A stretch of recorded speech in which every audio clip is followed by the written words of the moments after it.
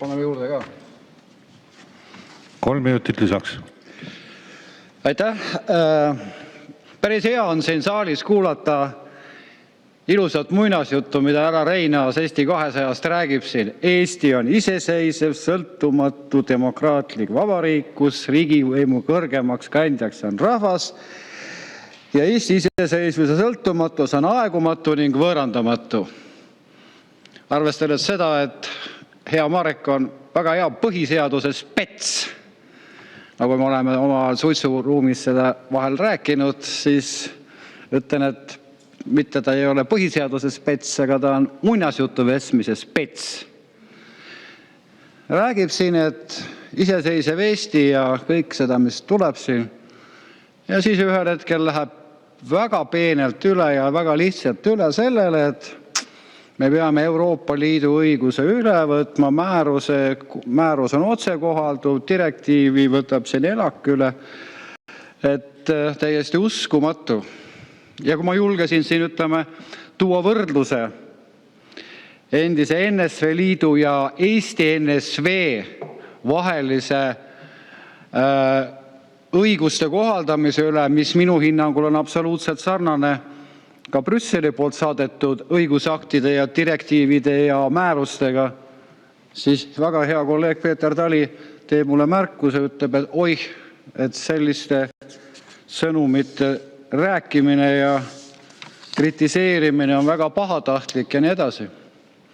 Õnneks hea kolleeg Marek Reinaas, härra Reinaas tuli vastu ja ütles, et ei, meil on ikka sõna- ja arvamusvabadus ka, nii et ma tänan selle eest, ma tänan, et veel on olemas midagi, mida saab nii-öelda siit puldist välja öelda, ilma et siin käed raudust siit ära viiakse ja ma ei tea, millisesse kohta siis ära asumisele saadetakse.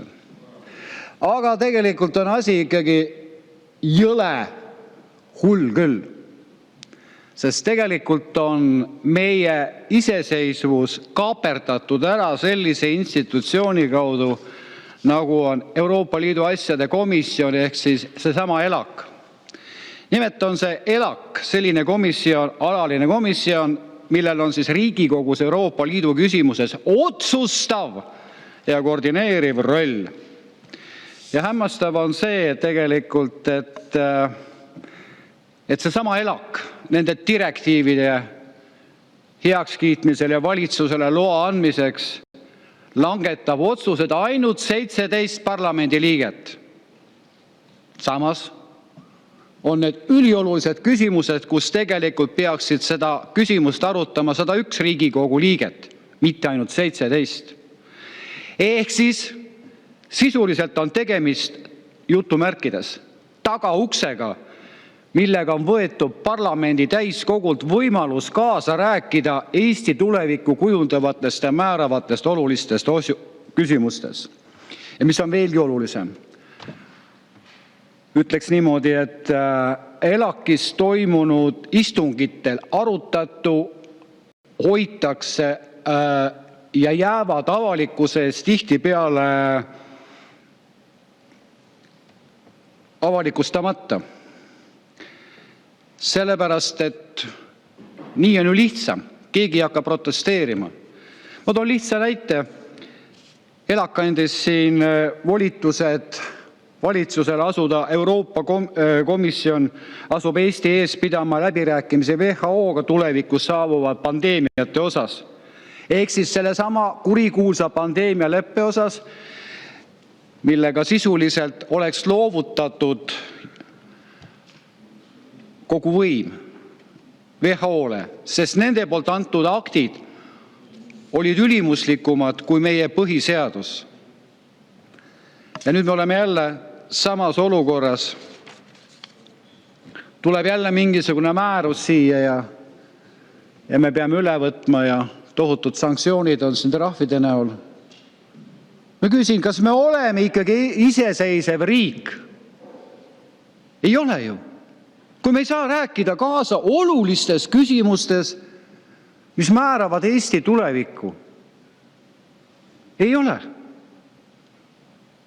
No võib-olla on tegemus minu harimatusega, võib-olla on siin saalis või kuskil mujal veel inimesi, kes oskavad öelda, et me ikkagi oleme iseseisvad. Ei ole. Tee või tina, te ei suuda mulle seda selgeks teha. Ja lõpetan siis põhimõtteliselt oma kõne sellesama lihtsa näitega. Kui mul on maja ja ma tahan seal pannkooke küpsetada ja siis tuleb, koputab Marek Reinaas, ütleb uksele mulle, ütleb, et mina olen Euroopa Liidust ja sina ära küpseta pannkooke, me lubame sulle ainult saiakäkki teha. Siis ma selle reeglite järgi pean pannkookidest loobuma. Ei, Marek, me ei ole iseseisvad. Me oleme loovutanud oma õigused suuresti Euroopa Liidule, millega meid meelitati sinna, vaba reisimine, vabakaubandus ja nii edasi. Mitte ühtegi sõna sellest, et selleks ajaks oli juba kokkulepetega sõlmitud, et ka teatud majandus- ja finantsküsimustes jääme me Euroopa Liidu otsuste külge nagu takjas koerale.